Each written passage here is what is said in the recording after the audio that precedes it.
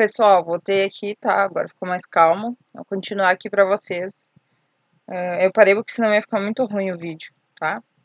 Então, a gente estava falando agora sobre a evolução, né, dos nossos processadores e a gente vai estar olhando, não especificamente para os processadores, mas a arquitetura, ou seja, a estrutura de composição evolutiva que eles têm, tá? Então, para agora em diante, eu já havia comentado com vocês que a atividade vai ser fazer um mapa conceitual, né, para vocês estruturar esse período evolutivo, né, e alguns fatores importantes que a gente tem dentro da evolução da arquitetura, né, dos nossos processadores, tá? Então, vocês vão começar falando dos primórdios, dos primeiros processadores, né, que a gente tem aqui, eles em forma de chip, tá? Então, o nosso, assim, período evolutivo, os nossos primeiros processadores foram da categoria 80, né? 8088, 8086, tá? Então, qual que é o ano de lançamento dele? 1979. A gente tem uma quantia de transistores de cerca de 29 mil transistores para implementar esse nosso processador. 3 micra é a tecnologia usada, tá? Então, é a quantia de a estrutura, né, em micra, não em microsegundos, a tecnologia usada interna desses nossos processadores. O tamanho dos registradores de 16 bits, tá? E esses registradores, eles não são referente a registrador de dado e endereço, mas sim aos outros registradores internos do processador, né? Então, eu lembro do ciclo de instrução, a gente tem um conjunto de registradores internos ali, e esse tamanho do registrador aqui é referente a eles, tá? Agora, os nossos registrador de dados e de endereço, eles vão carregar 8 e 20 bits, né? Então, barramento de dado é 8 bits, quer dizer que o nosso sistema operacional vai trabalhar com 8 bits, certo? O barramento de endereço é 20 bits. Capacidade de endereçamento é 1 mega, né? 1 megabyte, 1 megabits. O clock de 10 MHz. Milhões de instruções por segundo é 0,75 e o consumo energético é 2,5 watts. Então, o que a gente consegue ver aqui nesse nosso primeiro lançamento, assim, como visão de processador, né, dos nossos componentes eletrônicos? Grande quantia de equipamento aqui, né, para constituir ele, isso que é uma visão interna, então imagina quantos 29 mil, né, transistores internos aqui para constituir um processador. A gente viu aqui um sistema, né, que o sistema operacional consegue conversar de 8 bits, né, então barramento de dados e endereço um tamanho pequeno, né, hoje a gente tem tamanhos muito maiores. Capacidade de endereçamento até que é relativamente grande, ok? Um clock baixo e um alto consumo de energia, tá? Então, todos esses fatores no período evolutivo eles foram sendo considerados e a gente começou a ter uma visão um pouco diferente, né, em cima de cada um desses quesitos, né, para melhorar os nossos processadores. Então, depois do nosso 8088, a gente tem o 80286, tá? Então, ele foi lançado 3 anos posterior. Ele usa aqui, a gente tinha 29 mil resistores, aqui 134 mil. 1,5 micra a tecnologia de uso dos componentes, né? Ou seja, a velocidade em micra que esses componentes conseguem desempenhar, ok? O tamanho dos registradores, 16 bits. O barramento de endereço, 16. Então, antes a gente tinha o que? Um sistema que trabalhava com 8 bits, agora a gente tem o dobro com 16 bits, né? Um barramento de endereço de 24 bits, né? Então, aqui também a gente tinha 20, agora a gente tem um pouco de evolução no tamanho do endereço, né? E aqui, então, a gente já tem uma capacidade de endereçamento de 16 megabits, tá? A frequência, a gente trabalhava anterior com uma frequência de 10 MHz, agora é entre 6 a 20, né? Depende do processo de fabricação. E as instruções por segundo, milhões de instruções por segundo, antes a gente não tinha nem na casa decimal, né? Agora a gente já tem 3, antes a gente tinha 0,75. Então, a gente sim tem maior número de componente, né? Mas, em contrapartida, a gente tem muito mais execução por segundo, né? E um alto consumo de energia ainda, tá? Então, esses quesitos foram sendo levados em consideração no processo evolutivo, ok? Aqui, esses tipos de processadores, o 8088 e o 80286, eles vinham já acoplados dentro da placa-mãe. Então, basicamente, quando a gente comprava um computador, a gente comprava a placa-mãe e o processador junto, tá? Então, a gente não tinha como substituir ele, tá? Depois a gente tem o DX, que é um 80486 DX. Ele veio também nos anos 80 ali, 7 anos posterior do 286, né, aqui.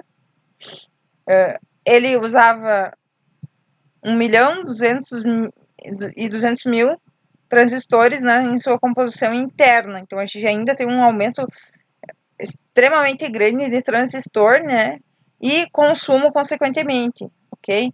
Mas agora, o que a gente tem, assim, de diferencial? Além, né, da estrutura interna dele aqui, que trabalha com 32 bits, né, e um endereçamento maior, mas agora a gente vê socket, e não mais eles acoplados internos na placa-mãe, agora a gente consegue substituir eles, né, então a gente tinha, a placa-mãe tem para acoplar o processador e a gente chama de socket, tá? Então, aqui a gente tinha o socket 0, 1, 2 ou 3. Então, esses nossos processadores, eles se adaptavam a qualquer um desses sockets da placa-mãe. Claro que daí tem que ser levado em consideração a frequência, né, do barramento local para parear, né, interno e externo. A comunicação externa do nosso processador tem que ser igual ao nosso barramento local, tá? Então, ele usa um micra, né, a tecnologia também desses nossos transistores. O tamanho dos registradores de 32 bits, de dados 32 e de endereçamento também 32. Então, agora a gente tem um sistema operacional já que trabalha com um pouco mais de bits, né, 32 bits, e a capacidade de endereçamento de 4 gigabits, ok? E estrondosamente a gente tem as nossas milhões de instruções por segundo de forma crescente exponencial, né? Agora a gente tem entre 20 e 40 milhões de instruções sendo executadas por segundo, né? Então, além disso, o que mais esse nosso processador trouxe? A primeira em trazer a cache interna, né? A cache L1 interna ao processador com 8 KB, ok? Também a primeira a ter a unidade de ponto flutuante, né? Com instruções que conseguem processar esse ponto flutuante. E agora, como a gente já tem um socket dentro da placa-mãe que é adaptável, a gente também tem o primeiro cooler, né? O cooler 80486 DX2. É o nome do cooler para esse processador. Então agora a gente tem assim uma evolução também preocupado com o aquecimento desse componente, né? Porque agora a gente tem um consumo grande de energia, né? E um nível grande de processamento, né? De instruções sendo executadas, a gente tem que ter o oferecimento desse dispositivo interno na placa-mãe, né? Então, o que além disso, o nosso processador 80486, assim, os processadores iniciais, né, do período evolutivo, conseguiram trazer a multiplicação de clock, porque o que havia na época? A nossa placa-mãe, ela só era capaz de trabalhar no máximo de 40 MHz por barramento, né? Então, ou seja, o barramento da placa-mãe, o máximo que eu conseguia trabalhar era com 40 MHz, tá? E o que o processador trouxe? Então, ele trabalhava, né, com um clock interno maior, tá?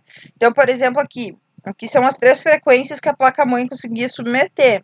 Então, o nosso 486DX, que é isso que a gente está falando aqui, ele trabalhava apenas com essas 3 frequências. No período evolutivo, o DX2 e o DX4, eles trabalhavam o DX2 com 2 vezes a frequência efetiva, né? Ou seja, internamente trabalhava com a frequência maior, 2 vezes a efetiva. E a DX4 trabalhava com 3 vezes a frequência efetiva, né? Então agora a gente consegue ver já lá no nosso período evolutivo, onde a gente nem tem nome da arquitetura, mas a gente era baseada em processadores, que a gente já veio aqui com um plus, né? 1889 isso, né? Então a gente veio com o plus de multiplicação da clock interno no nosso processador. Ok, gente? Então,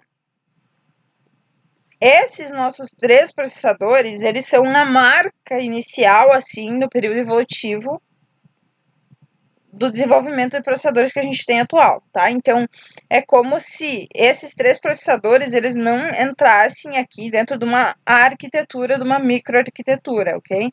Porque eles foram o ponto inicial e de agora em diante, a gente vai ver na literatura uma definição da arquitetura para determinados tipos de processadores, né?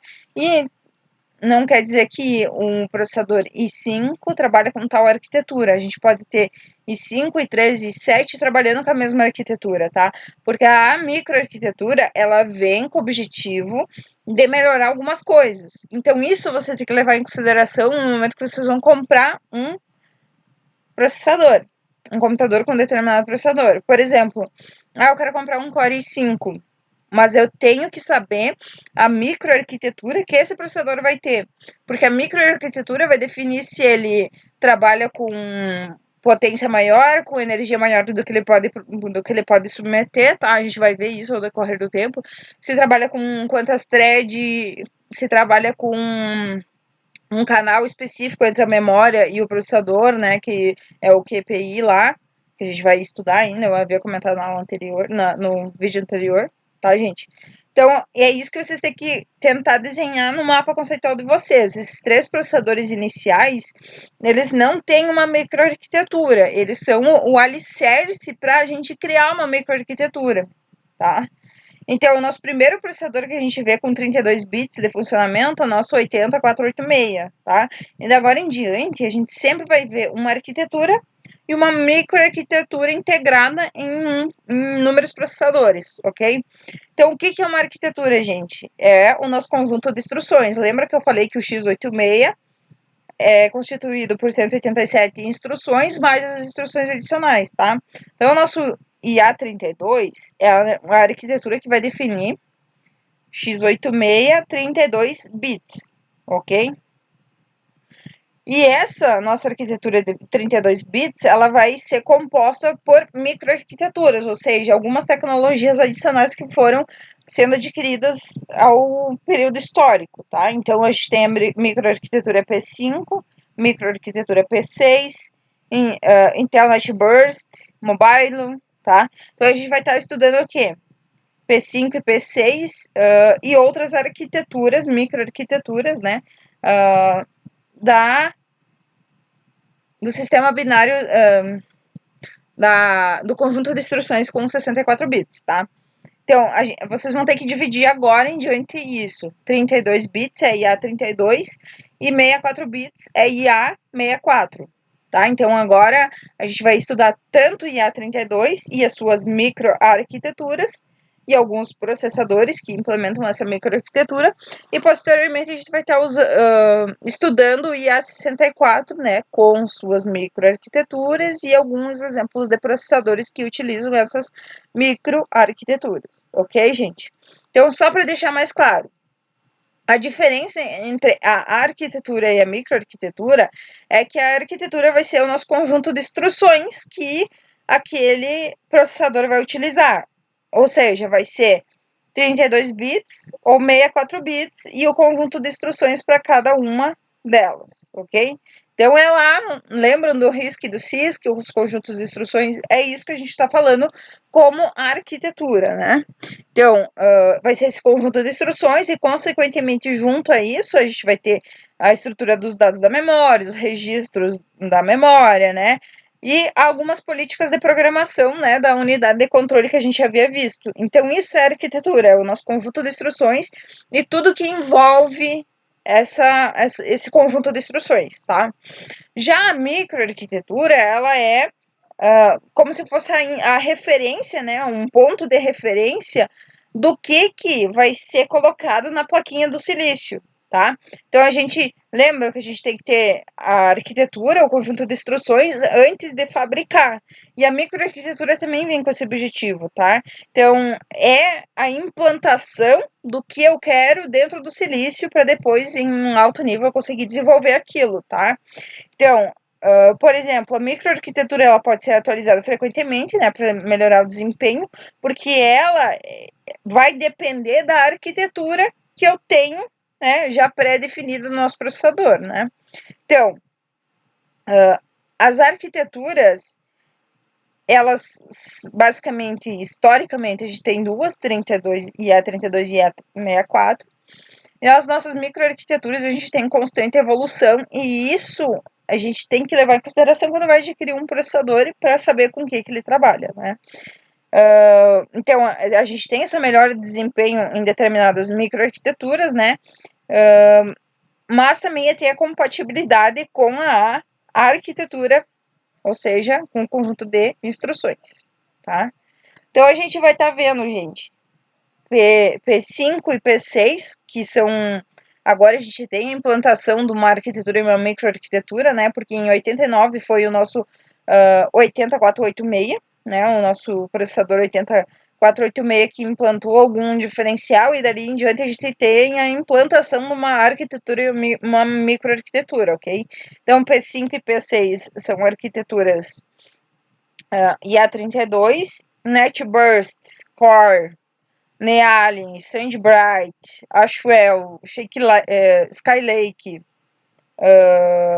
Sandbright e Evebright, Westerm, Nealin, Perrin, são tudo microarquiteturas x64, tá? E A64.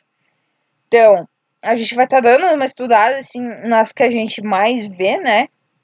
E vamos ver o diferencial, né? A implantação de diferenciais nesse processo evolutivo, que é muito importante para vocês saberem como que a gente tem os processadores hoje, tá? Então vamos estar dando uma olhadinha aqui para o nosso... gente, aqui eu esqueci de falar. A gente tem também a microarquitetura baseada na TIC e no TOC, tá? O TOC é uma nova microarquitetura sendo desenvolvida, tá? O TIC é um novo processo de fabricação, então ele vai estar mais relacionado à redução do número de transistores, do número do gasto de potência, tá? Então a gente sempre vai ter, e eu vou falar do nosso TIC também, porque a gente vê na literatura, né?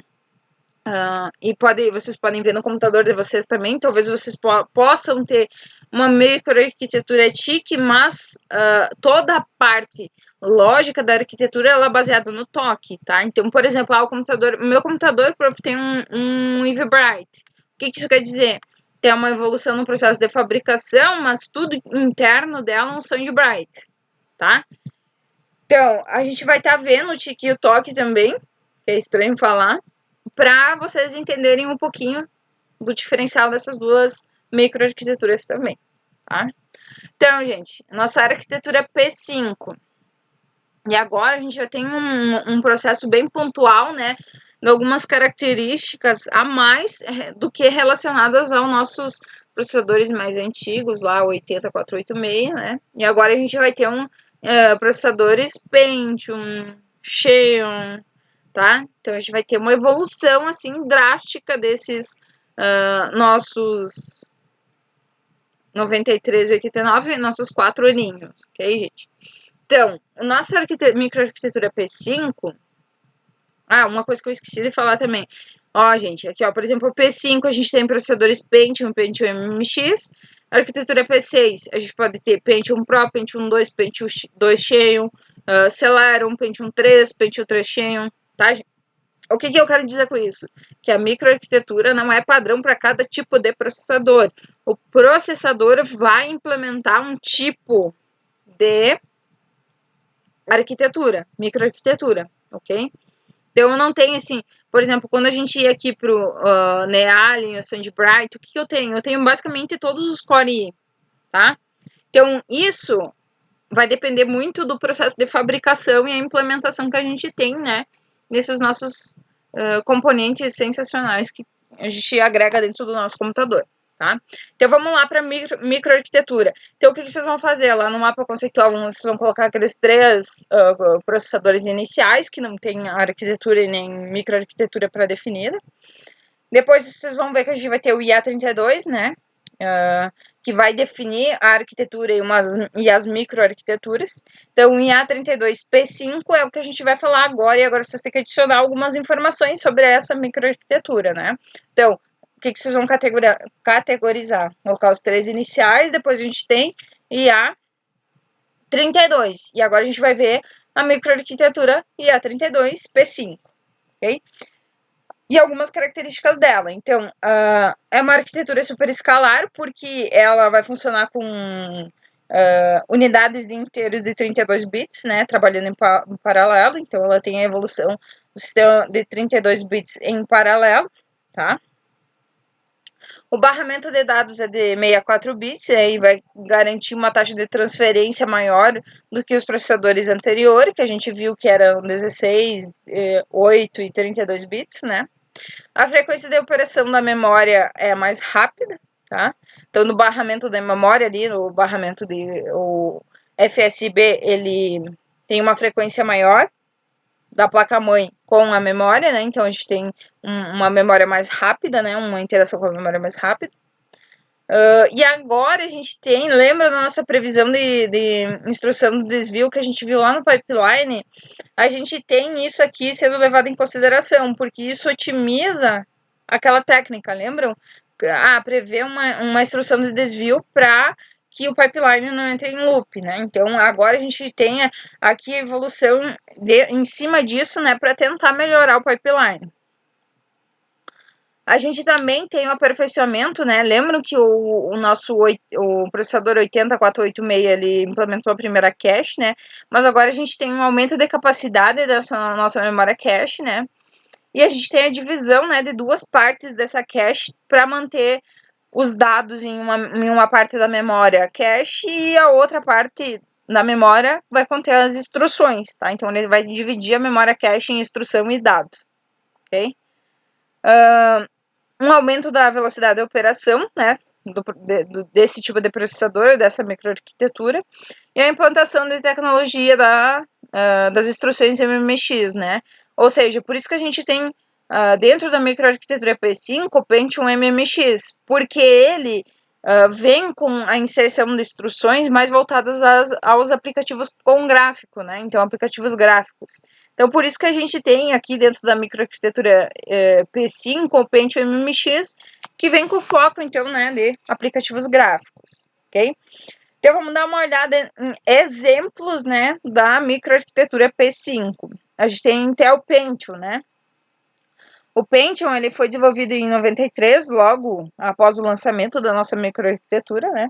A gente tem um grande número de transistores sendo usados, né? 3 milhões e 300 mil, né? A gente tem a tecnologia em cima desses nossos transistores de 0,8 micra, 0,6 micra e 0,35 micra. Então, isso é como se fosse definir a agilidade em cima desses transistores, ok? Então, a gente tem uma variação ali do tipo de transistor usado. O tamanho dos registradores que a gente tem dentro do nosso processador é de 32 bits, o barramento de dados é 64, né? Um barramento de endereço de 32, tá? Então, uma memória que trabalha com 32 bits. A capacidade de endereçamento é de 4 GB. A nossa cache, a gente vai ter 8 kbps de dados e 8 kbps de instrução. Lembram que é dividida agora, né? A nossa memória cache é L1.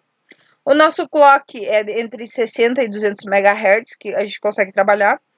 Agora a gente tem, de novo, né, uma marca, assim, muito grande, né, de evolução das nossas milhões de instruções executadas por segundo, né? Então, antes a gente tinha 40 MIPS, agora a gente tem entre 100 e 300 MIPS. O consumo, ainda a gente tem um consumo alto de watts, né, 8 a 16 watts. E agora a gente tem ainda, né, o socket integrado, né, que a gente consegue adaptar na placa-mãe, tá? Então aqui a gente tem um exemplo de um Intel Pentium. Referente ao socket, a gente vai estar estudando na aula que vem, né? Lembram do encapsulamento e os tipos? Então, isso aqui, a gente tem aqui pininhos, né? Expostos para o lado de fora, né?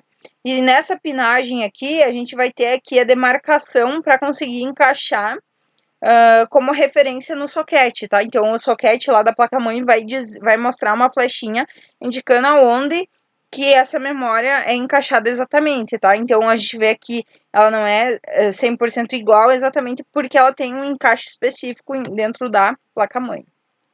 Depois, a gente tem a nossa microarquitetura P6, né? Então, você vai dizer assim, tá, e o que essa microarquitetura veio, qual é o objetivo dela? Ela, sim, trouxe algumas características a mais dentro do conjunto de processadores e microarquitetura da Intel, né? E ela vem com a característica do Dynamic Execution microarquitetura, tá? Então, o que ela incluiu nessa dinâmica execução da microarquitetura? Essa característica, ela trouxe para si uma super pipeline, né? E essa super pipeline, ela basicamente vai fazer o quê? Vai incluir, né, mais unidades de processamento de inteiros, né? E novos canais de pipeline dentro interno da microarquitetura, ou seja, ela vai suportar mais pipeline e mais unidades de processamento em consequência, né? Ela vai aperfeiçoar, como a gente tem assim bem pontual, né? Os nossos desvios no uso de pipeline, tá? Então a gente tem assim muitas microarquiteturas que vêm com o objetivo de aperfeiçoar a previsão de desvio, né, para o uso de pipeline. Depois também a gente tem dentro da microarquitetura P6 a evolução em relação à execução especulativa da instrução, ou seja, ela vai executar o processador ele só vai executar uma opção de desvio. Então, por exemplo, a gente tem duas opções de desvio, né? If, se isso, se não isso.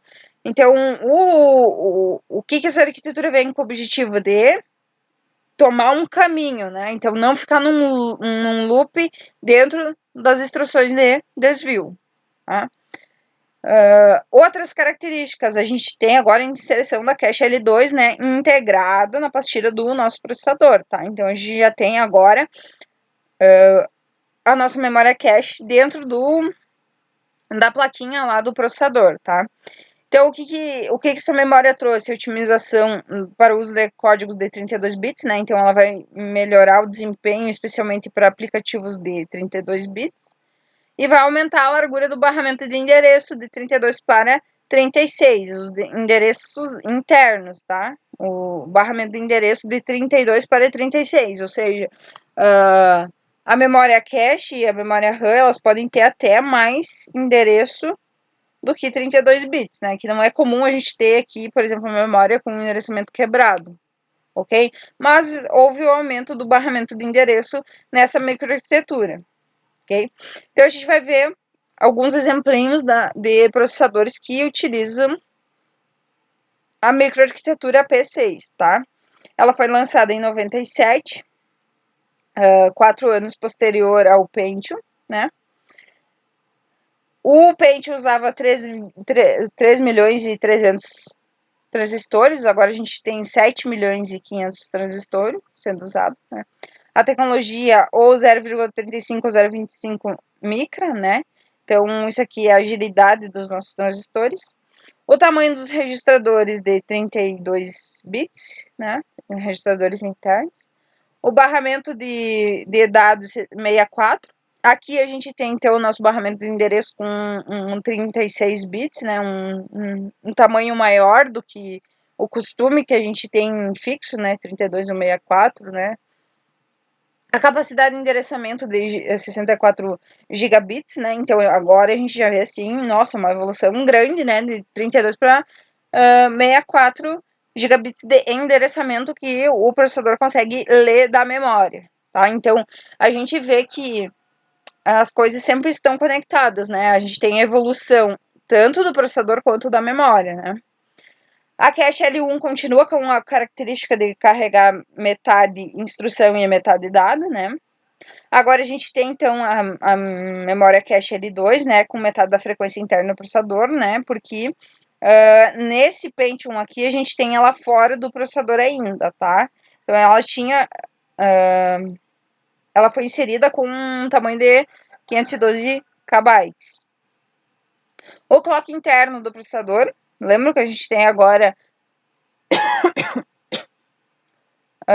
desde do processador 80486, a evolução, né, do clock interno e externo, mas esse é o primeiro processador a impregnar isso mesmo, efetivamente, né, além do 80486, é o nosso Pentium 2, tá? Então, o clock interno do processador era entre 233 e 450 e o externo entre 66 e 100 MHz. O consumo ainda grande, né? Então, certamente a gente vai ver agora em diante, né? Algumas tentativas para reduzir o consumo, né? E menor uso de transistores. E aqui a gente tem, né, a conexão com a placa-mãe com um slot SEC, tá? Então a gente vê isso aqui, ele é muito parecido com uma memória, gente, mas isso aqui é um processador, tá? Lá no laboratório de vocês eu tenho, ou quando eu for lá fazer videoaula para vocês com os componentes lá, eu mostro para vocês esse processador aqui, tá? Ele é um retângulo, assim, como se fosse uma memória maior, tá? Então, esse é o nosso Pentium 2. Ok, gente? Depois, com a mesma estrutura, né, de socket aqui, de slot da placa-mãe, né, o nosso Celero. Ele veio posterior ao Pentium 2 em um ano depois, né? Ele continua com a mesma quantidade de bits, né, de transistores ali. A tecnologia micro muda um pouco, tamanho do registrador de 32, né? 64 de dados e 36 de endereço, a capacidade de endereçamento também de 64, né? Cache L1 de 32, a gente não tem a divisão da memória cache, tá? Então não quer dizer que porque em alguma microarquitetura a gente tem a tentativa de inserir alguma coisa, não quer dizer que todos os processadores têm que usar aquela tentativa, tá? Tem algumas coisas que eles não implementam. Agora, gente, qual é o diferencial do Celeron? É que ele não tem a cache L2 impregnada, é isso que eu tô falando. No P6, ele vai com o objetivo de implementar a cache L2, mas a gente não vê ela nesse tipo de processador, tá? O clock interno entre 766 e 800 MHz, então ele tem um clock um pouco maior interno, né? E externo entre 66 e 100 MHz. E o consumo de energia ainda grande, entre 14 e 27 watts, tá, gente? Depois a gente tem o Pentium 2 Xeon, né? No mesmo ano que a gente tem o nosso Celeron, a gente tem o Pentium 2. Ele também usa a mesma quantidade de transistores, tá? Então, basicamente, esses são processadores bem parecidos, assim, né? Em estrutura física. 0,25 micra a eficiência desses transistores, né? O tamanho do registrador também 32, o tamanho do barramento de dados 64, o endereço 36 e a capacidade de endereçamento 64 GB, né? A cache L1 não tem divisão, 32, né? E agora, nesse nosso Pentium 2 Xeon, a gente tem a L2, né? Com a mesma frequência do processador, porque ele vai ficar fora ali, né? A mesma frequência externa do processador, porque vai ficar fora, né? Então, a gente tem aqui alguns tipos de memórias impregnadas, né? Depende muito o Pentium 2 Xeon que vai ser comprado, mas ele tem a opção de 512, 1 mega e 2 megabytes, né? De memória L2. O clock interno entre 400 e 500 MHz e o interno entre 100 MHz, geralmente, tá? Nesse tipo aqui de processador. O consumo entre 30 e 47, né? Então ainda a gente tem um consumo alto. E aqui a gente tem opções de sockets, né? Em forma de slot ainda também, né? Com aquele modo que vocês nem devem conhecer, mas ele é como se fosse uma pastilha assim, retangular, parecido com uma memória RAM, tá, gente? Então, nosso Pentium 2 Xeon ainda sobre a microarquitetura P6, tá? O Pentium 3 Coppermine, ele também veio dentro dessa microarquitetura de 32 bits, né? E o que ele veio um ano posterior e tem um aumento novamente, né? Aqui a gente tinha 7 milhões e 500, agora a gente tem 25 milhões de transistores sendo usados, com uma capacidade de 0,18 micras, né? Encapsulamento SEC, que é esse encapsulamento quadrado, ou FCPGA, tá? Então, esse encapsulamento aqui que a gente está vendo aqui, com pinagem para fora, né, da plaquinha. Processador com um pino para fora, né, não de forma reta. Tamanho do registrador 32, barramento de dados 64, barramento de endereço 36, capacidade de endereçamento 64 GB bits. O clock interno desse nosso processador é entre 650 e 1133 MHz, então agora a gente já tem quase falando em giga, tá? Então, a microarquitetura, ela não trabalha muito com a frequência é mais num processo de fabricação que é implementada, né? Então, por exemplo, o Pentium 2 e o Pentium 3, eles têm a mesma microarquitetura, mas o Pentium 3 trabalha com um clock muito maior interno, né? O clock externo é entre 100 e 133 MHz, né? A gente tem cache L1, né, de 32 KB, cache L2 integrada ao processador, então ela vem agora aqui dentro, interno, no nosso chip do processador aqui, né? E essa cache L2 é de 256 KB, né? O consumo é entre 16 e 36, então agora a gente tem uma diminuição do consumo, porque aqui a nossa tecnologia diminuiu também, né? A tecnologia em micra diminuiu, ou seja, o consumo desses transistores é menor. E o nosso socket é o 370 ou o slot 1, né? Então a gente pode ter ela ainda na forma lá do quadradinho, né? Com um chanfro de encaixe aqui na placa-mãe, ou da forma tradicional, né? Vai depender do encapsulamento. Se o encapsulamento é SEC, vai ser quadradinha. Se é FCPGA, ela vai ser assim, no formato que está na imagem. Ok, gente? Então, esses são alguns tipos de processadores com arquitetura 32 bits, né? E a microarquitetura P5 e P6, né? O P5 a gente viu o Pentium, e a P6, Pentium 2, Celeron, Pentium 2 Xenium, Pentium 3 Coppermine.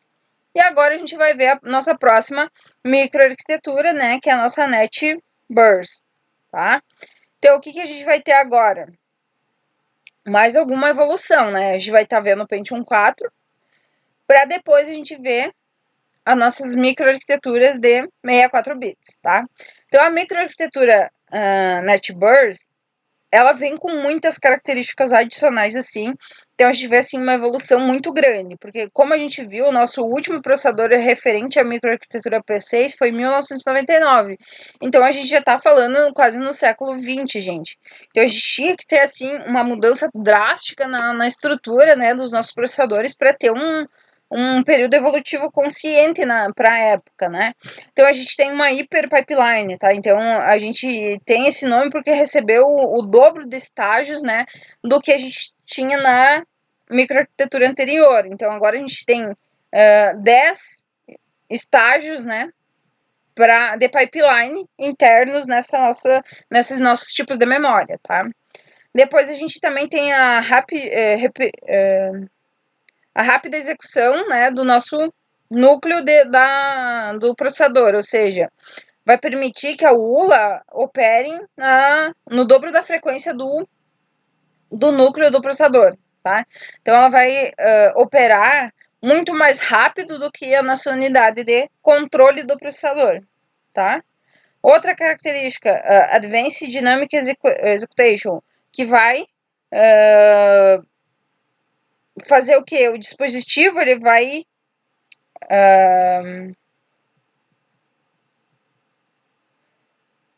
deixa eu lembrar o que é. Ele vai fazer o que? Ele vai procurar de forma especulativa, né, internamente na memória para ver se ela pode acelerar o fluxo de processamento, né, para garantir que a nossa memória sempre esteja ocupada, tá? Então, o que essa tecnologia vai fazer? Ela nunca vai deixar nosso processador sem fazer nada, assim, como é que é a palavra? Eu esqueci a palavra.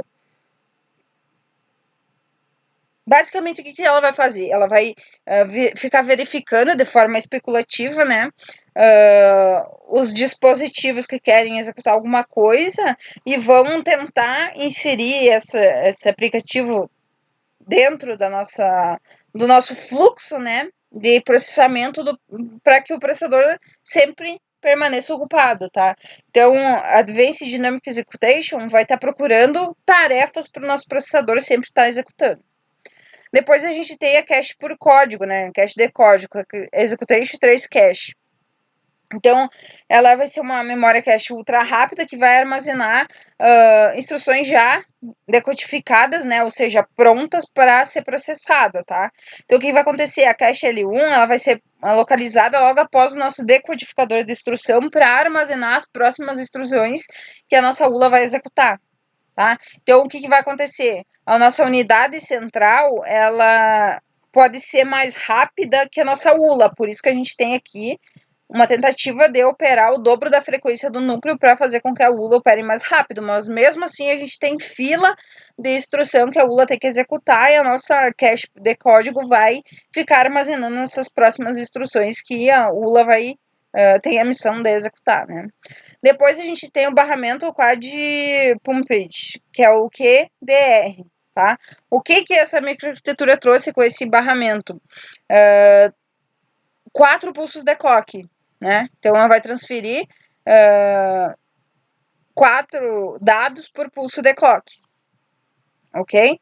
Então a gente tem uma eficiência maior na transferência de dados por pulso de clock, ou seja, o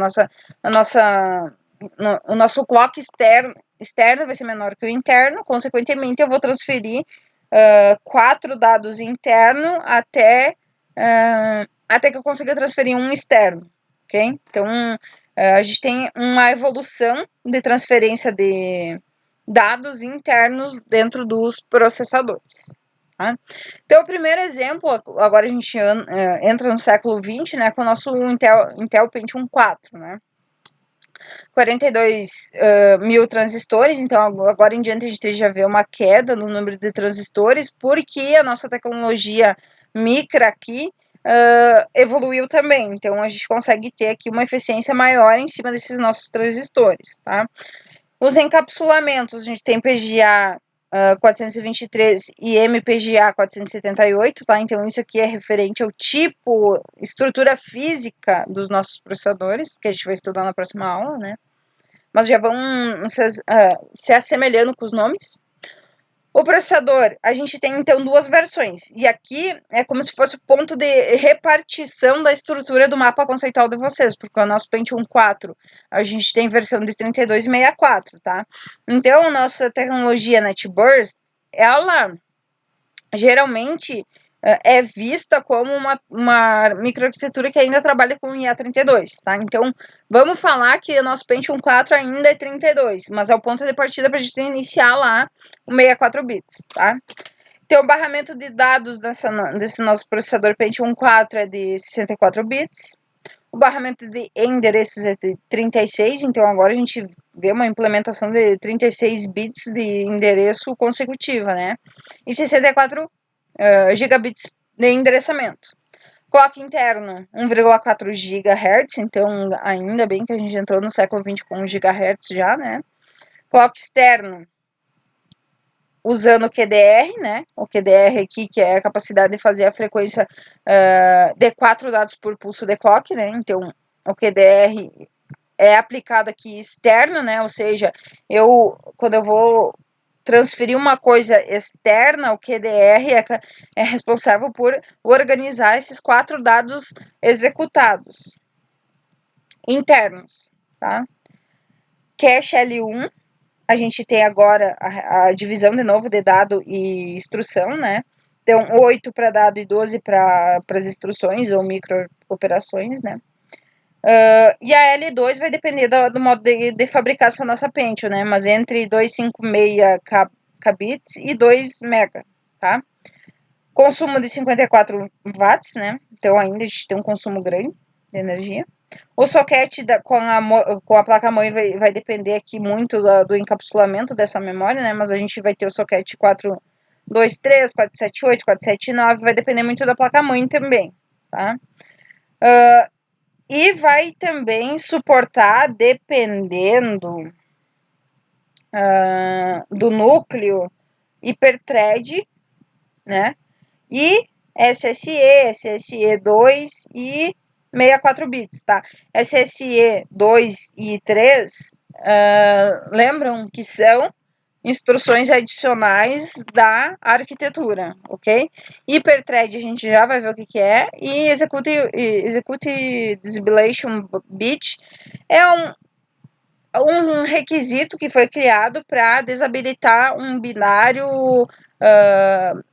A gente tem um binário que vai demarcar 0 ou 1, né, ligado ou desligado, como se fosse, lá em programação vocês falam que é como se fosse, por exemplo, se for 1, eu tenho que fazer tal coisa, se for 0, eu tenho que fazer tal coisa. Então, executar ou seja, desabilitar aquele binário é para a gente fazer outro processo totalmente diferente interno do nosso processador, mas ele não é utilizado, é só o Pentium 4 que tentou implementar e não deu muito certo, então a gente nem vê isso, porque a microarquitetura NetBurst não trouxe isso como uma evolução da microarquitetura, tá? Então, gente, a gente vai estar vendo agora o que é hiperthread, mas antes disso a gente vai falar agora sobre a implementação x64, né, o x86-64, ou IA64, né, ou AMD64, né, que é um nome genérico para a arquitetura dos processadores baseadas em 64 bits, né, tanto pela AMD quanto da Intel, né. Então, ele vai continuar usando aquele conjunto, né, de arquitetura x86 de 187 instruções, né. E o que acontece com o 64 bits? Ele vai poder executar as instruções de 32 e 16 bits, né, sem perder a velocidade e compatibilidade. Mas, ao contrário, a gente não tem, tá? Então, 32 bits não pode executar em 64, 64 pode executar em 32, tá? O objetivo, né, é apoiar novos programas, né, ou seja, a gente vem com o objetivo de pegar os programas que a gente já tinha em 32 bits e alargar o conjunto de instruções e espaço, né, de endereçamento para trazer outras capacidades para aqueles programas já pré-definidos em 32 bits, né.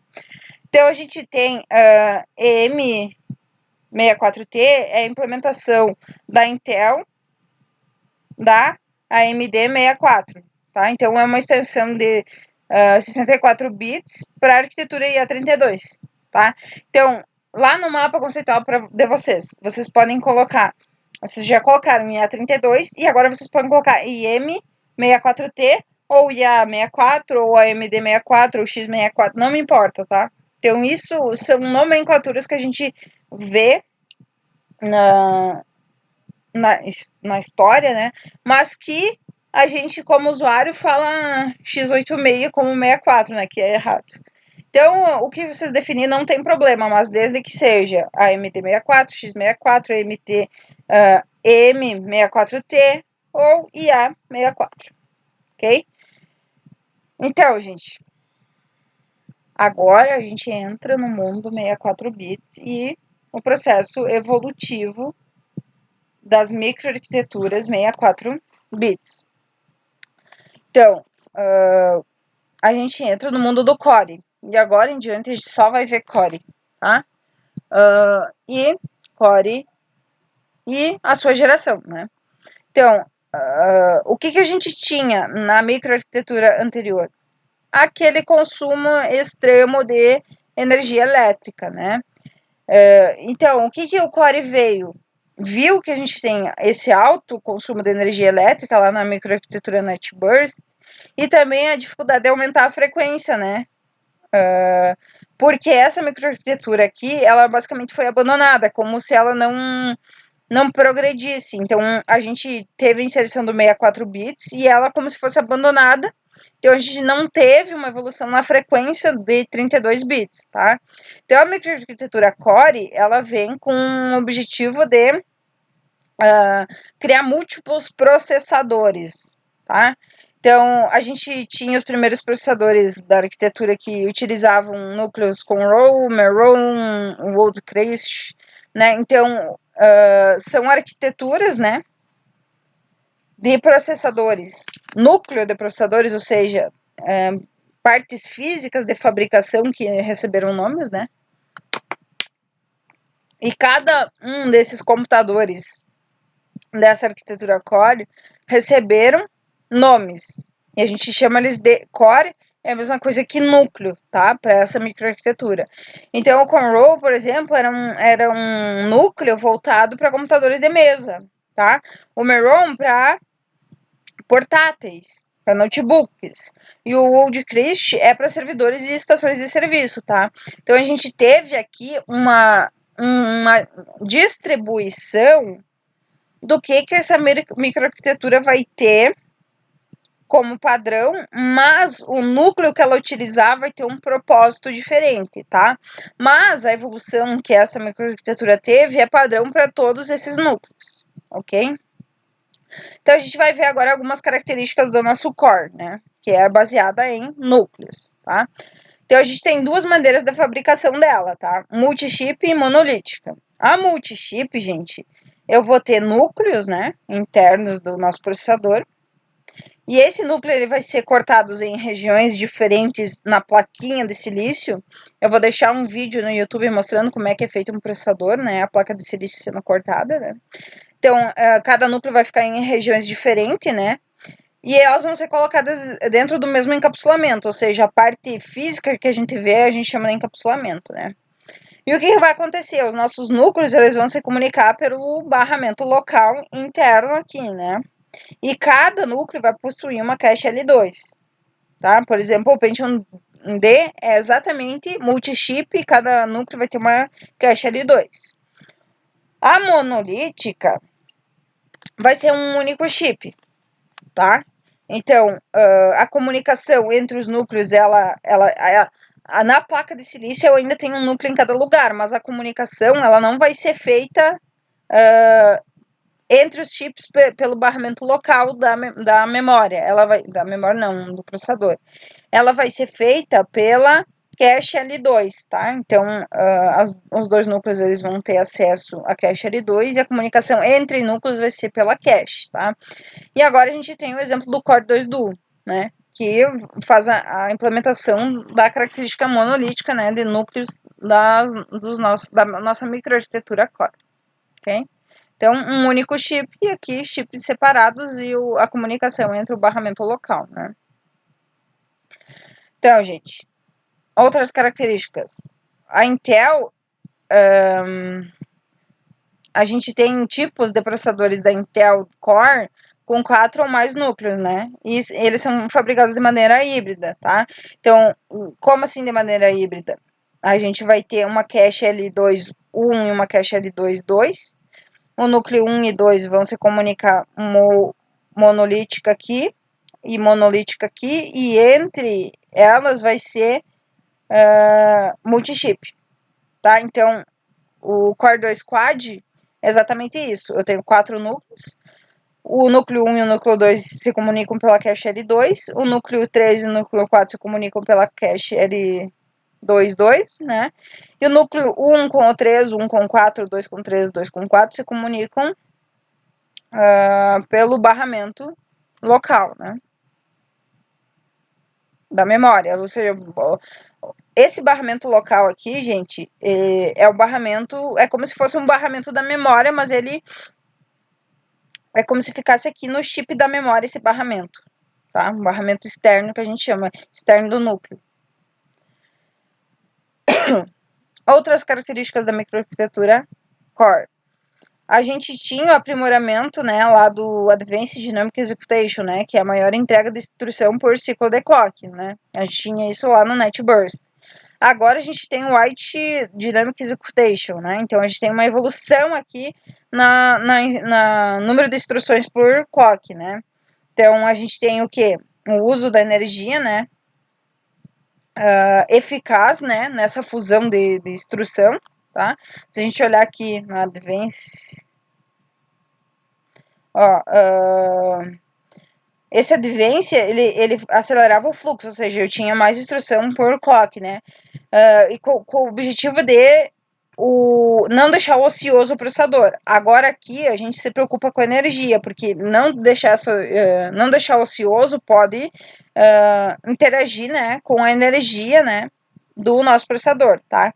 Então, o que o White Dynamic Execution fez? Ele vai permitir a fusão de instruções comuns, né, preocupado com a energia, né, e essas fusões de instrução comum vão ser introduzidas em uma única instrução interna, né, que vai ser denominada microinstrução.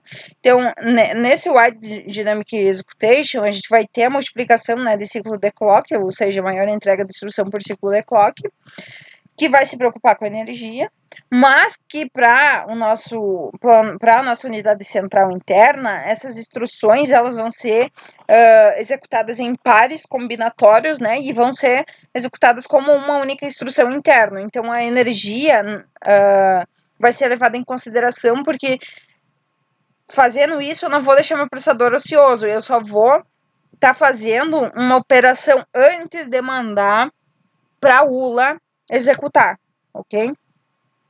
Então ele vai ficar ocioso, mas a outra pessoa ele vai estar entregando atividade para outra parte do circuito tá fazendo, ok?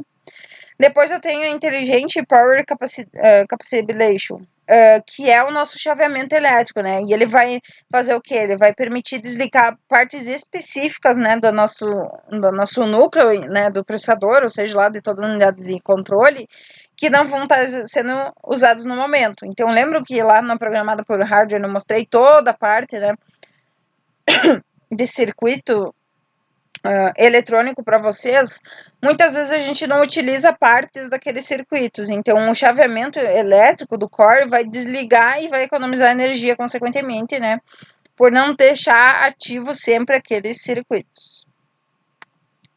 A gente tem um monte de característica agora no nosso core, tá?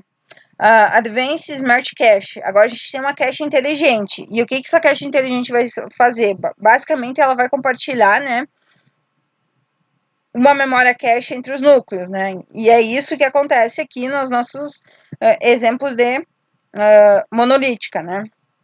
Então, esse compartilhamento de cache, ele vai possibilitar, né, que os dados sejam acessados de forma eficaz, né, por todos os núcleos do processador, né, sem problema, ou seja, vai ficar transparente, né, para os nossos núcleos dos processadores. Depois a gente tem a Smart Memory Access. O que essa característica vai fazer? Vai verificar se uma instrução pode ser executada fora da ordem, né?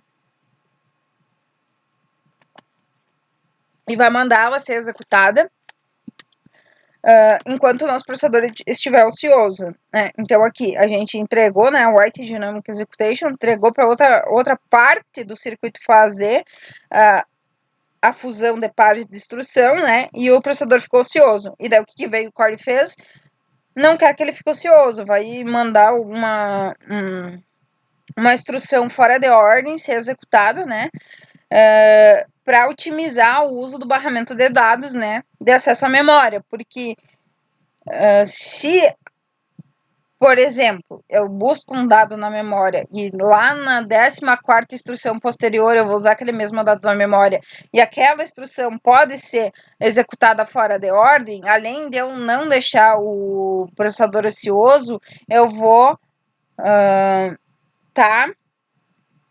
otimizando o uso do barramento de dado referente à memória, tá? Então, essa pré-busca de instruções que podem ter correlação e podem ser executadas fora de ordem, é desenvolvida pela característica Smart Memory Access, né?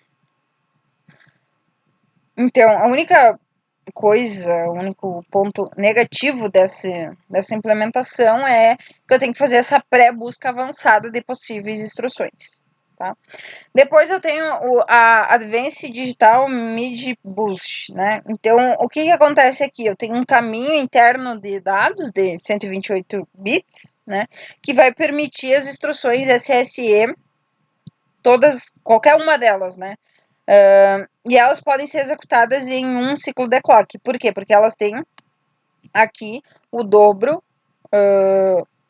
de binário que a microarquitetura carrega, tá? Então, o que essa Advanced Mid Boost fez? Digital Mid Boost fez?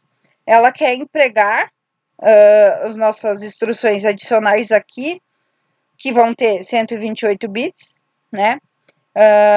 Dentro dessa microarquitetura. Então, para isso, eu tenho que, em momentos específicos, conseguir que a instrução seja executada em um ciclo de clock. Então, eu vou ter o quê? Uma elevação do clock para que eu consiga executar a tarefa internamente, né? Então, aqui eu tenho as instruções SSE 2, 3 e 4, né?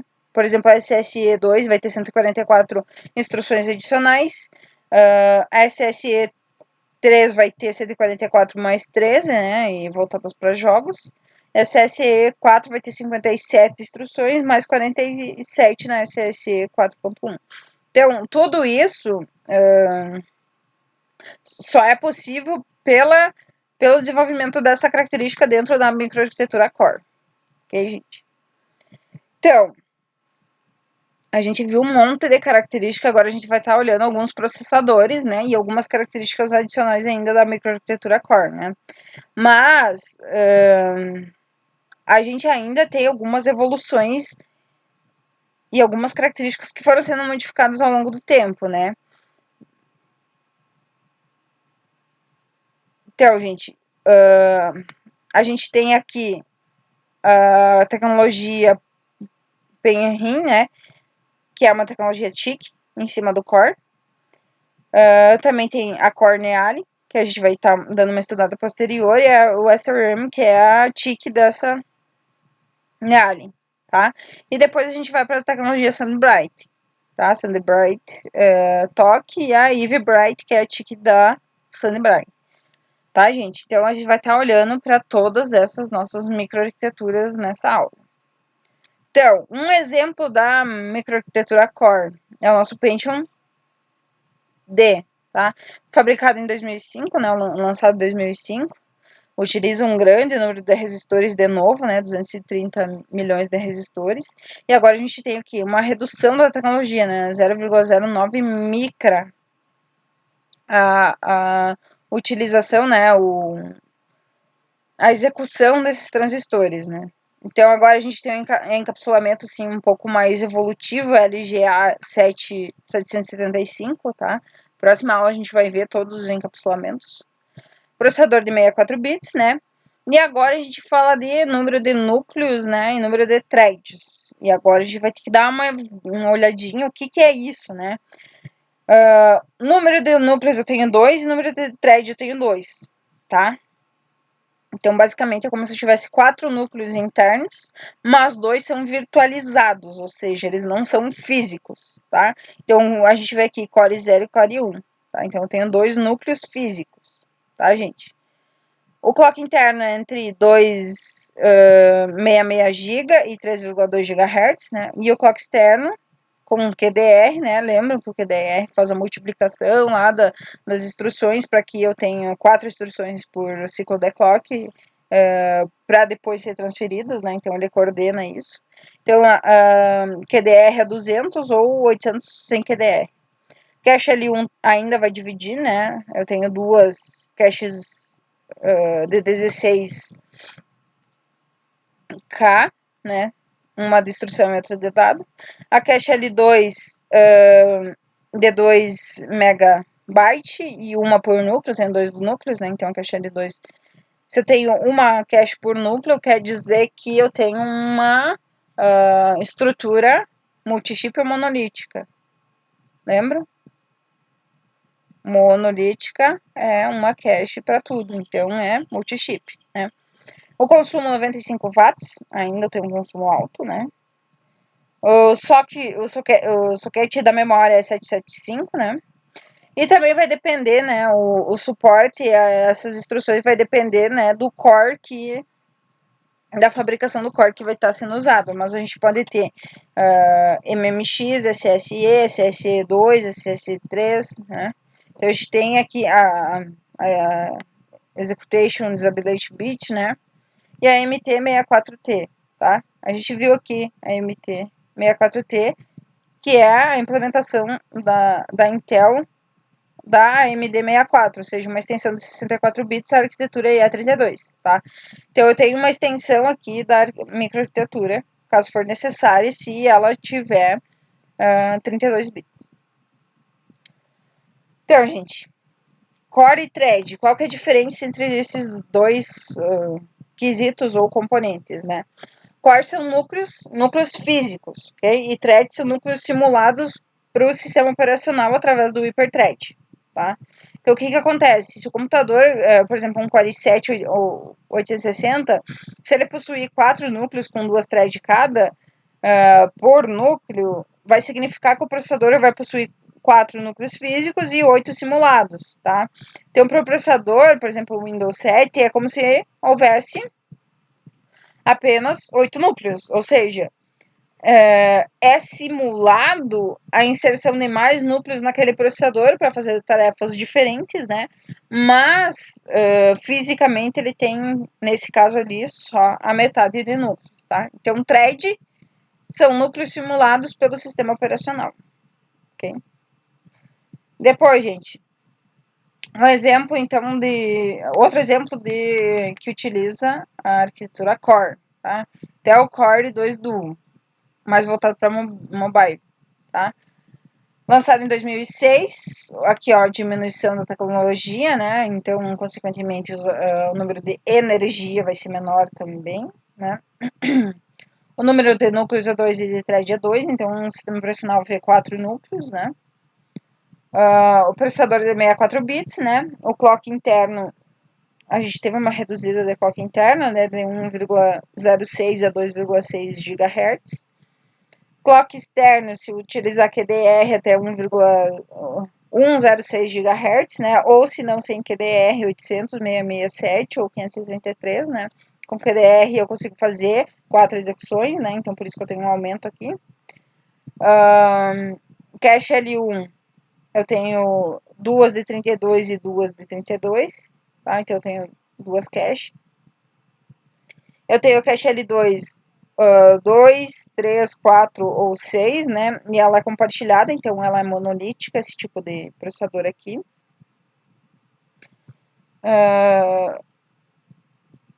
O consumo 34 a 85 watts, né? Aqui ó, a placa-mãe com um socket M ou socket P, então tanto a placa-mãe quanto o encapsulamento tem um nome e a gente vai estar vendo na próxima aula novamente, eu tô falando, tá? Senão vai ser muito conteúdo para a aula de hoje.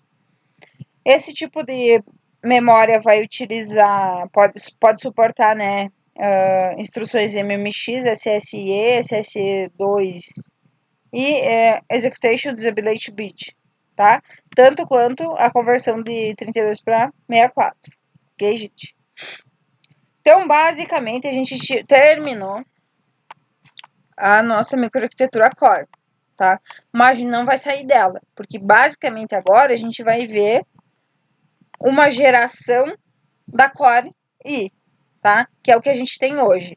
Então, a gente vai estar no processo evolutivo da nossa simulação de núcleo em thread, tá? Então, a nossa Nealin é o lançamento de uma nova microarquitetura TOC, tá?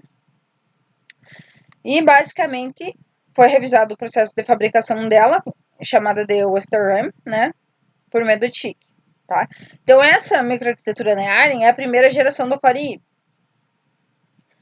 O que ela adicionou a mais, né? Ela é baseada na arquitetura do Core, com certeza, né? E ela possui modelos de 2 a 8 núcleos, tá? Então, isso vai variar, depende da memória. E agora a gente tem um controlador de memória integrado, um controlador de memória integrado fixo, né? Para interação entre a memória e o processador, tá? E a gente vai ver ele e ele chama de QPI, tá? Kick Patch Interconnection. A gente vai falar sobre ele daqui a pouquinho.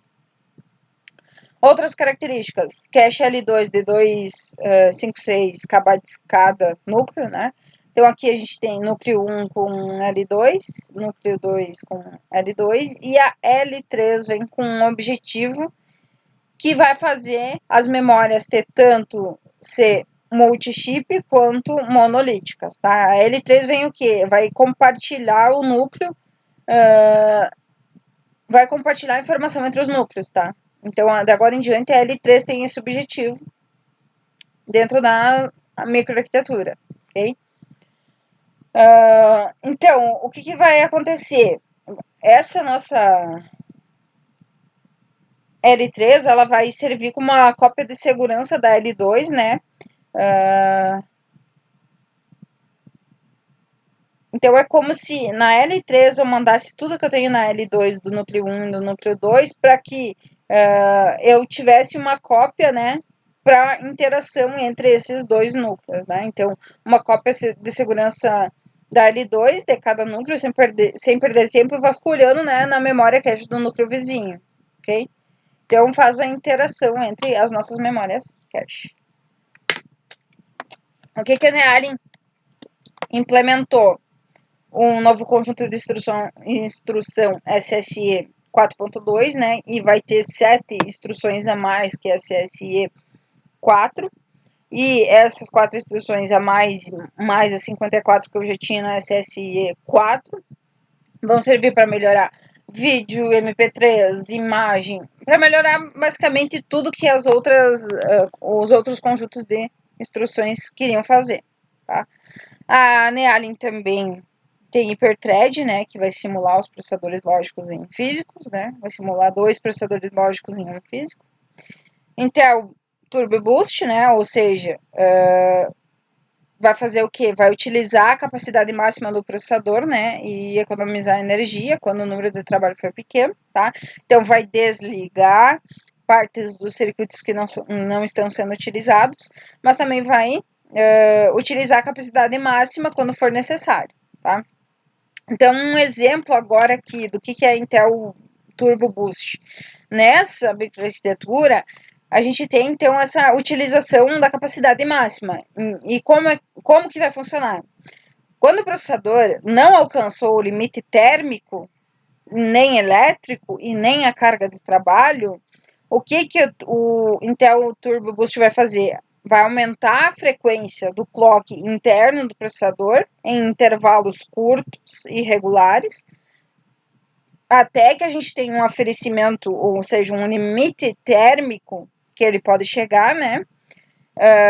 E a energia submetida a ele, né? Ou até a velocidade máxima que o processador pode processar a informação, né? Para que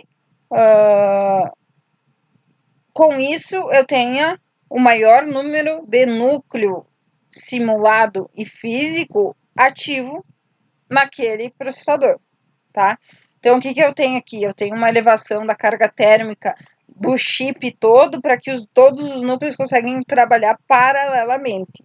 E isso eu tenho a partir do Intel Turbo Boost, tá? Antes a gente tinha o Intel Turbo Boost lá no Core com o objetivo de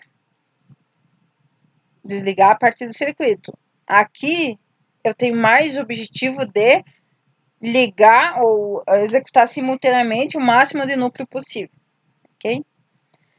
Outras características do Nealin: aprimoramento da fusão de instrução, né? Então a gente vai ter instruções adicionais a mais, né? Tanto em 32 quanto 64. Então a gente pode ter 32 e adequar para o 64 também, né? Aprimoramento do desvio de novo lá no pipeline, né? E a gente vai ter a adição de um buffer de desvio, né? Chamado de TBT, Branch Tangent Buffer, né? E um outro buffer para traduzir o endereço, tá? Então, tanto o desvio quanto o endereço vão ter um buffer de armazenamento para que o desvio seja previsto, mas também seja resolvido o problema daquele desvio naquele momento, né? Então, tem um buffer para adicionar esse desvio em uma pequena memória para que depois ele seja categorizado lá na ULA, tá? Eu tenho melhoria na tecnologia de virtualização, né? Ou seja, entre 25 e 75 de aumento de desempenho, né? De transição entre máquinas virtuais internas do computador. Então, agora a gente teve uma melhoria em nível de software, né? Do desempenho do processador, que é referente à virtualização interna, né? Do computador. Agora a gente vai chegar na nossa parte linda, que é do novo barramento de conexão entre o processador e a memória, né? Então a gente tinha o FSB como um conector entre a memória e o processador, né? E a ponta norte era quem fazia essa interação, ok? Agora a gente tem um novo barramento chamado QPI. Tá? Eu já vou falar sobre ele. Antes disso, eu vou falar sobre o detector de laço aprimorado, que é outra característica do Nealin, né? Então ele vai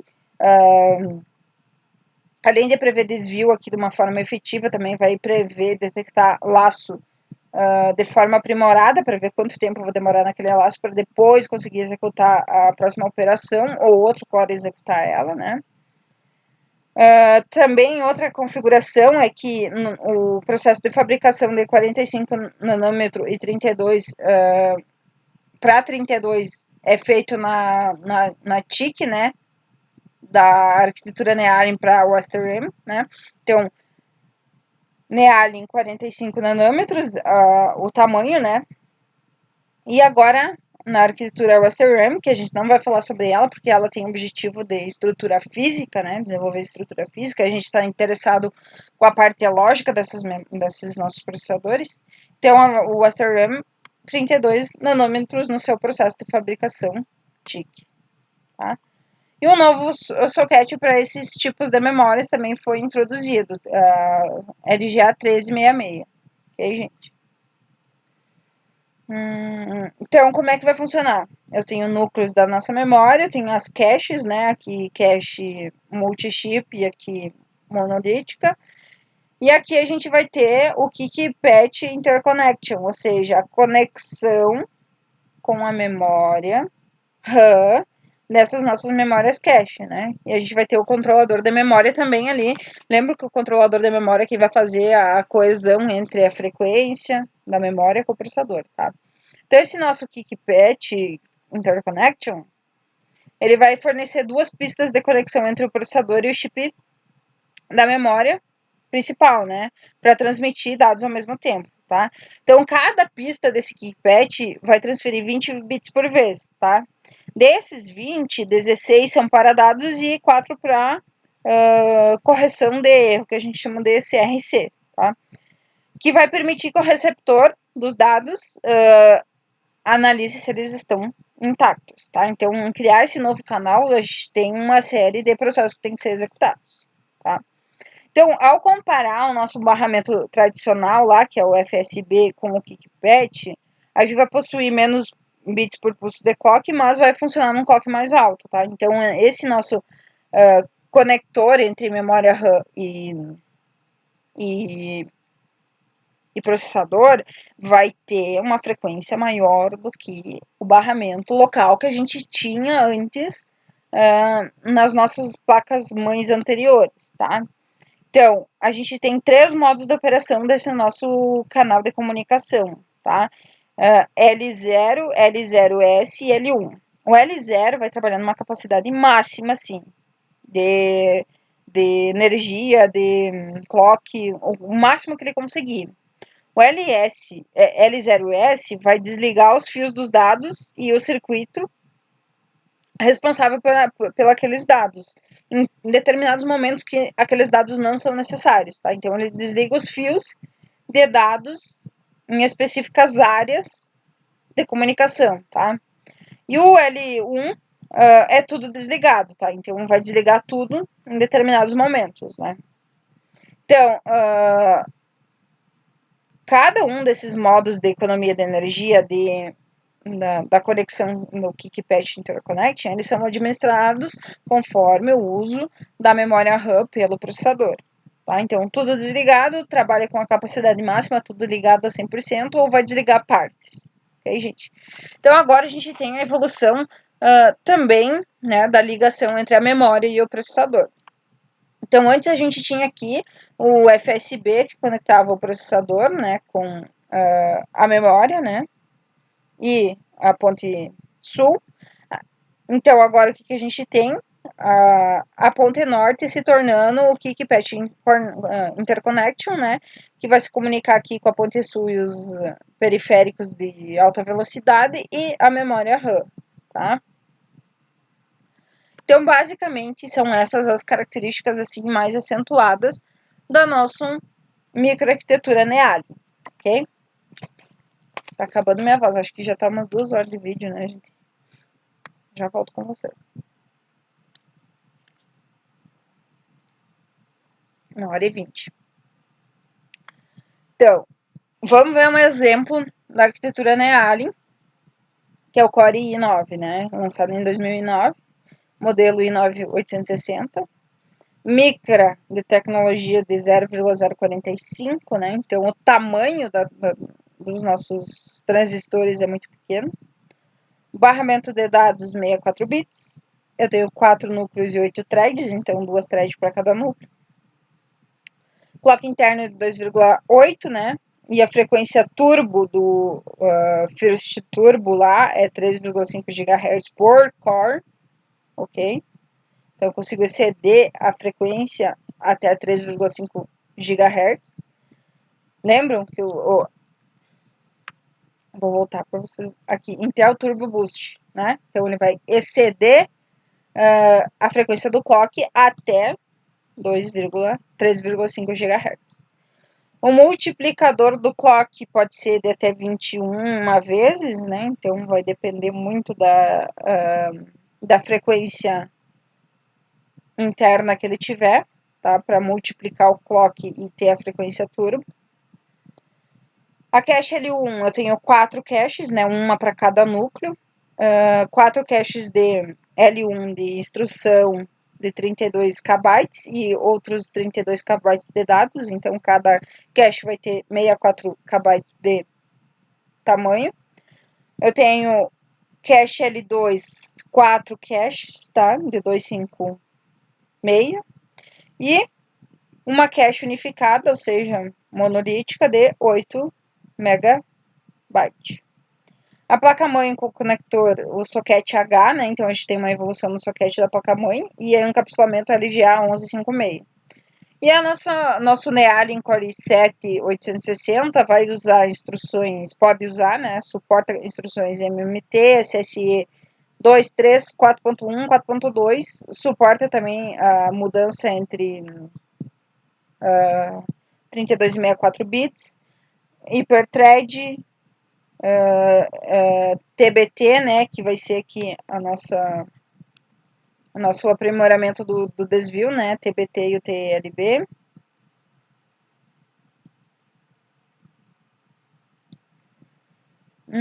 Basicamente são essas as configurações no nosso processador Core i7, ok, gente?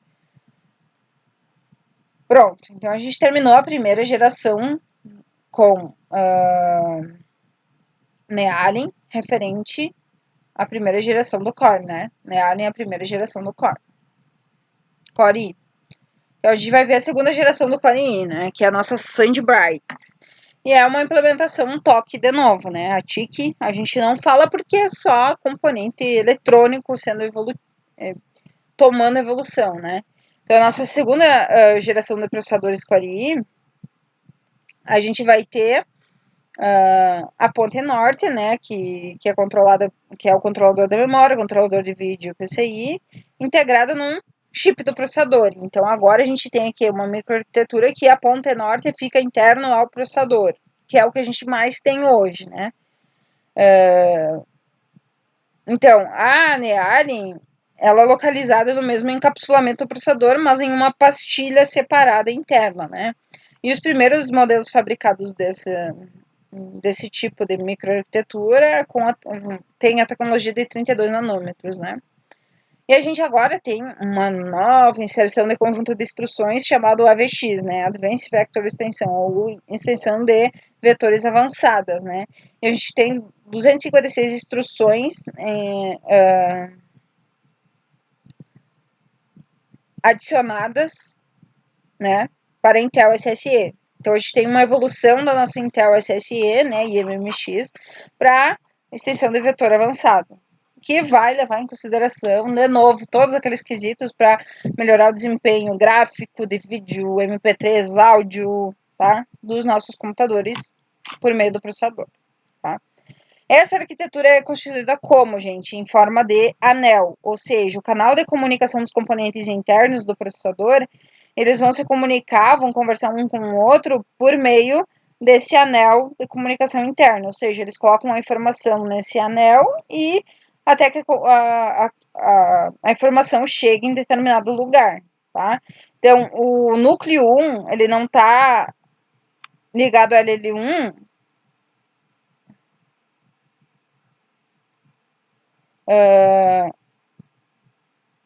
por exemplo, aqui, o núcleo 1 não está ligado no LLC1.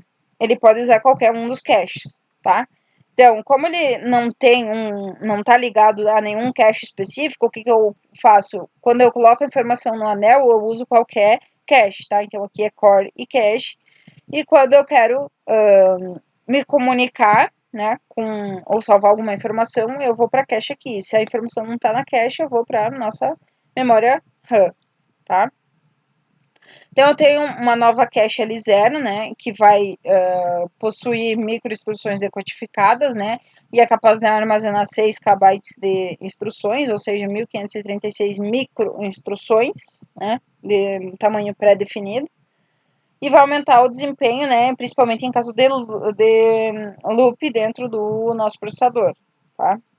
Então, a SandBright, ela tem a evolução tanto na estrutura interna dos nossos processadores, os cores e as caches, e as caches, elas vêm com características bem acentuadas, né? Então, a cache L0 vem trazer microinstruções, né? Então, por exemplo, aqui pode ter a cache L0, L1, L2, né?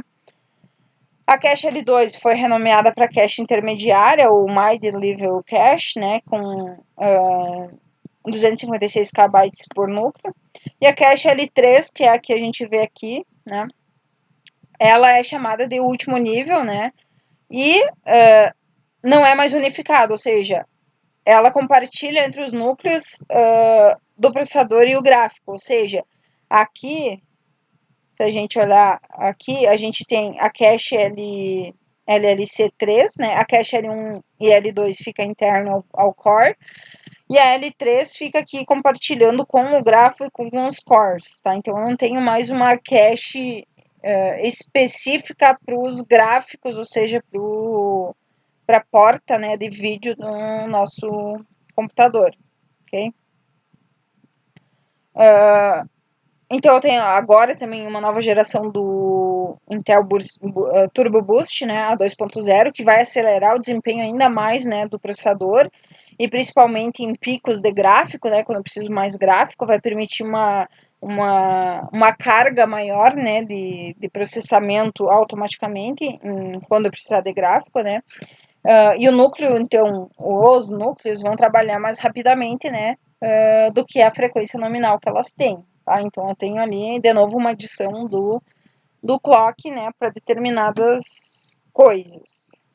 Então, a L0 eu tenho para armazenar microinstrução, a L2 é de intermediário para armazenar outras instruções de novo, né, ou outros dados e instruções, e a L3 é para unificar ali todas as informações sendo compartilhadas pelo processador. Nessa microarquitetura eu tenho uma evolução também do controlador de vídeo, né, lá o Graphics, né. Então eu tenho um motor DirectX 10.1 para que esse vídeo seja aprimorado tanto dentro do processador quanto o componente físico, né. Então eu posso ter 12 unidades de execuções gráficas, e então eu começo a ter unidades display ou graphics, né, display é 2D ou 3D, né, em partes separadas do processador, e consequentemente, eu vou economizar energia, né? Desligando o processador gráfico interno do componente e deixando para o processador auxiliar nessa execução, né? Então, o motor gráfico ele vai poder usar o LLC 3, né? Lá, cache 3, para aumentar o desempenho quando ele estiver ligado ou mandar para o processador auxiliar no desempenho gráfico, né? Do computador, tá? Então, o que vai acontecer? Quando eu precisar de desempenho 3D ou 2D em execução gráfica, eu não vou precisar mais ir para a memória principal, porque eu vou acessar a memória cache L3 e o processador vai auxiliar nisso, né? E vai fazer com que a gente economize energia. O controlador de memória DDR3 foi redesenhado, né? E consegue suportar memórias DDR até DDR3 1333, né? Também a microarquitetura Sandbright trouxe os primeiros modelos de processadores com 1155 pinos, né? Então, deixa eu pegar aqui a imagem do processador, ou seja, aqui eu tenho 1155 pinos de conectores com a placa-mãe, né? Trouxe a terceira geração de processadores da Core i, né? Desenvolvida na TIC, né? A Sandbright e a Ivy Bright, né? Então, a Sandbright é a terceira geração. Não, a Sandbright é a segunda geração. E a terceira geração é a Ivy Bright, né? Que foi desenvolvida na fase TIC da Sand. Ok? Então, a gente não vai ver a terceira geração e vai direto para a quarta, né? Porque a terceira é a nossa Ivy Bright, que é a evolução TIC em estrutura física e a gente não vai olhar na aula, tá? Então, um exemplo da Sandbright, de novo, no Core i7, né? Então, a gente tem agora o lançamento de 2011 e é o modelo 2600. De novo, a diminuição de tamanho, né, de 0,032 micra de tamanho dos nossos transistores. Barramento de dados de 64 bits, né, ou seja, trabalha com 64 bits. Tamanho, o número de núcleos, 4, e 2 threads para cada núcleo físico. Clock interno de 3,8 e frequência turbo de até 3,8.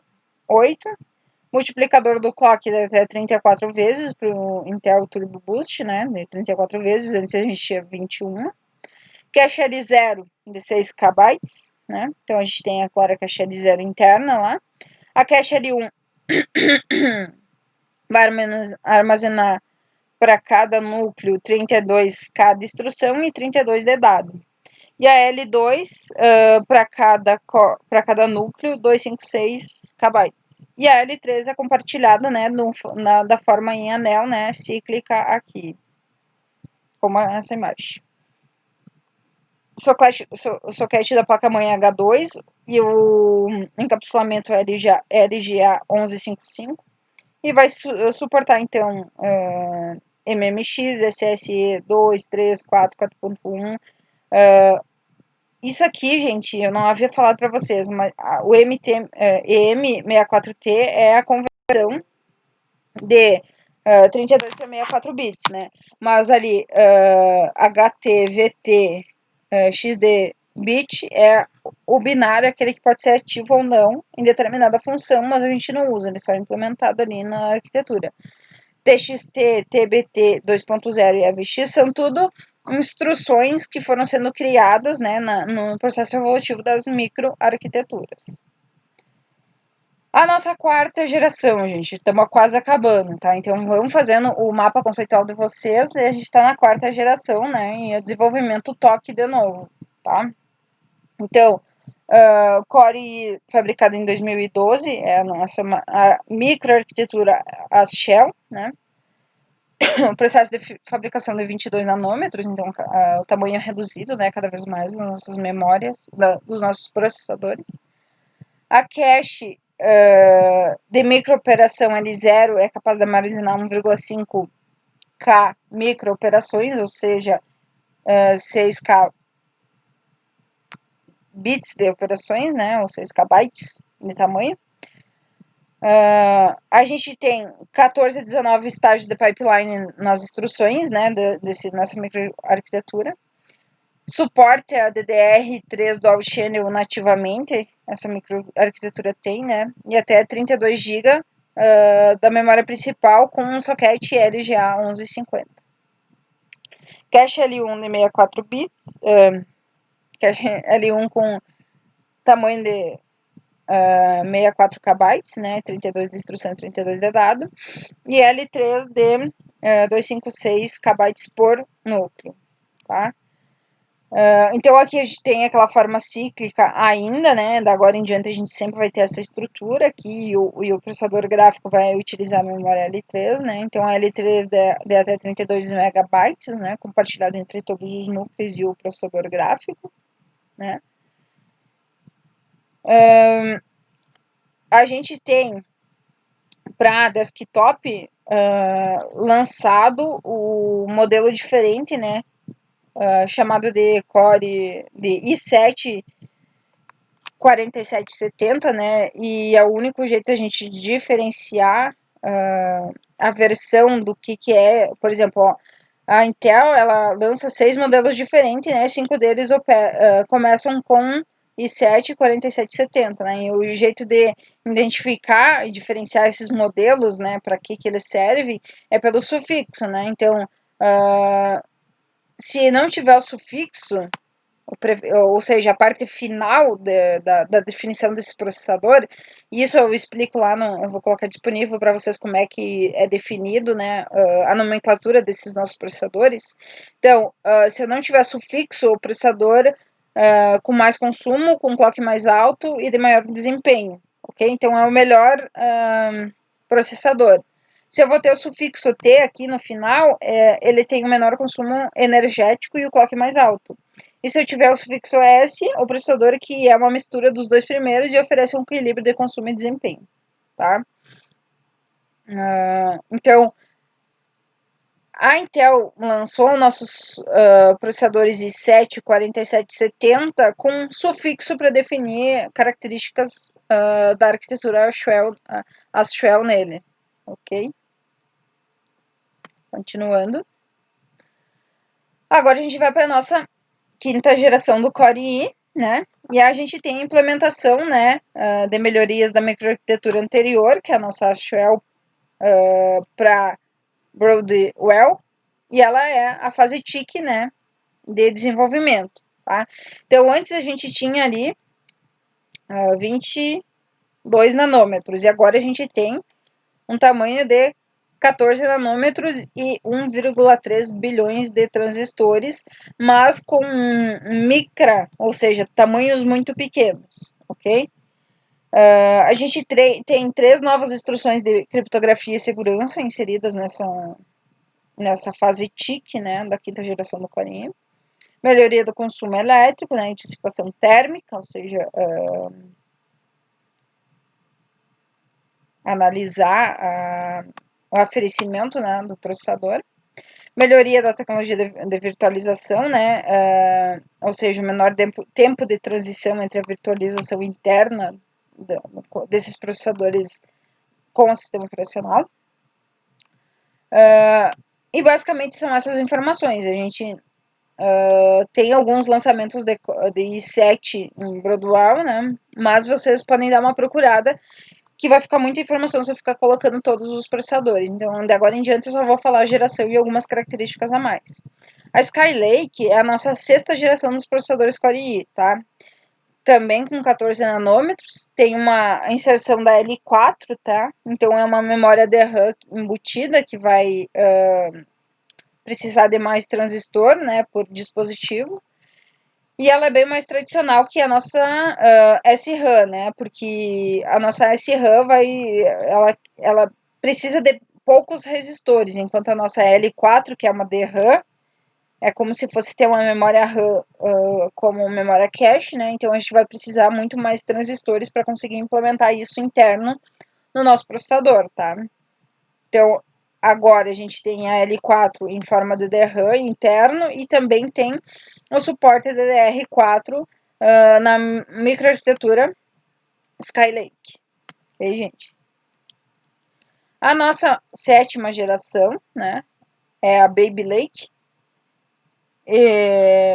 Ela tem um processo de fabricação de 14 nanômetros também, né?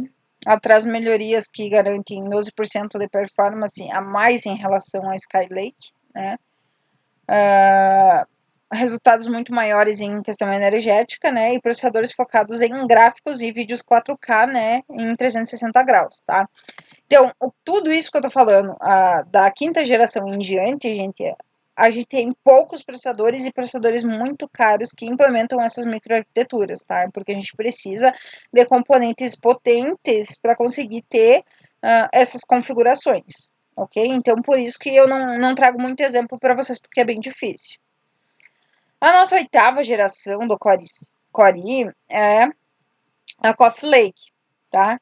Então, ela tem ainda 14 nanômetros, a gente não teve diminuição. Ela suporta também DDR4, né, em modo em dual channel. Suporta hyperthread, né, e teve a frequência aumentada para 200 MHz com hyperthread, né.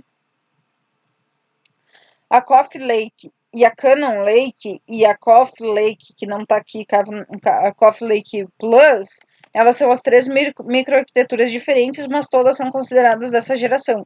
Então, da agora em diante, se vocês procurar na literatura, a gente vai ter um excesso de microarquitetura, porque a Intel não consegue fazer uma microarquitetura e depois começar outra. Ela começa 10 microarquiteturas ao mesmo tempo e depois nenhuma é efetivamente usada, tá?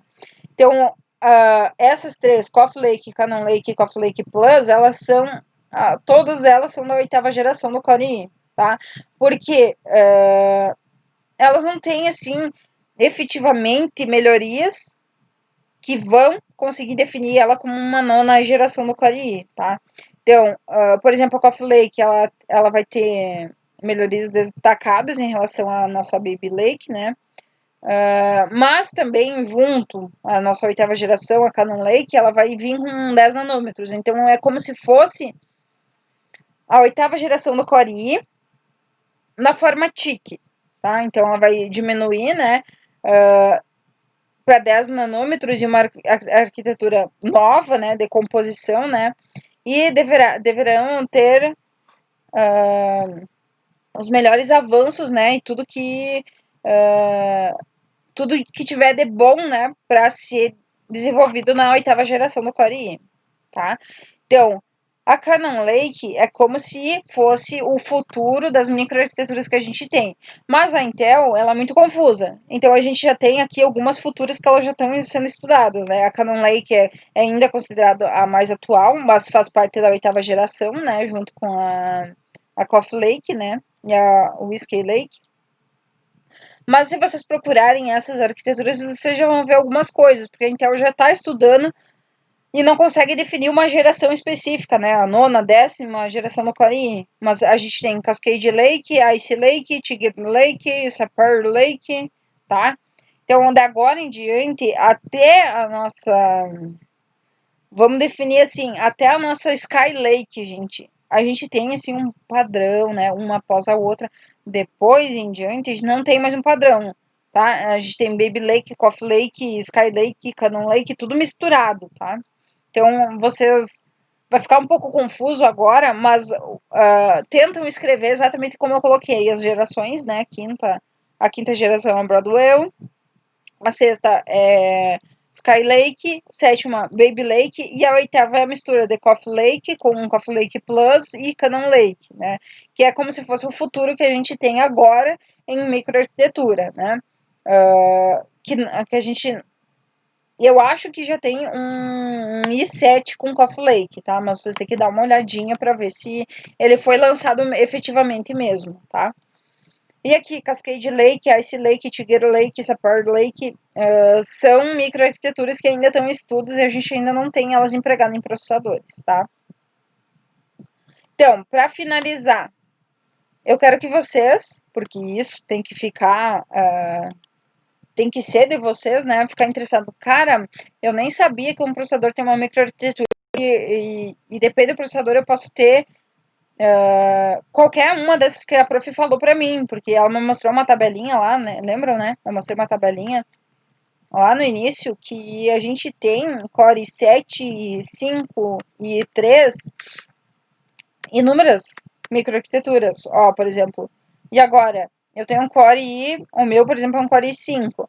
Eu tenho Nehalem, eu tenho Sandbright, eu tenho Ashwell, ou tenho Skylake? E agora, gente, qual que eu tenho, tá? Então, isso tem que ser de vocês.